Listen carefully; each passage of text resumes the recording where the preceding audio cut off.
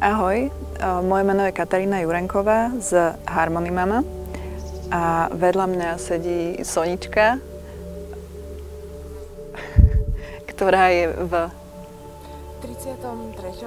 33. týždni. A týmto by sme chceli odštartovať takú krátku sériu videí Gravidiogy.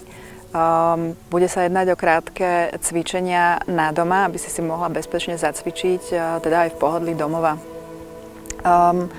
Možno by som povedala, že s cvičením môžeš začať od začiatku 2. trimestra a môžeš v ňom pokračovať, až kým sa bábätko narodí, prípadne keď sa nebude ponáhľať na svet, tak môžeš pokračovať vlastne aj po termíne pôrodu. Možno čo by si potrebovala na cvičenie? Na cvičenie potrebuješ podložku, ktorá je nešmiklavá, čiže prípadne nejakú jogamatku, fľašu s vodou, čas a pohodlné oblečenie, tak aby ťa netlačilo a neťahalo, hlavne na brúšku. A to je asi všetko. Možno k základným inštrukciám. Počas celého cvičenia sa nadýchuj cez nos a vydýchuj cez pootvorené ústa.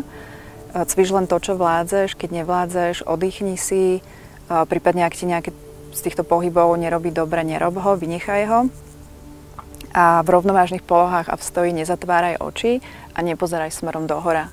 Rovnako keď necítiš stabilitu na zemi, takisto určite nezavri oči. Takže myslím, že by sme mohli začať. Tešíme sa na teba.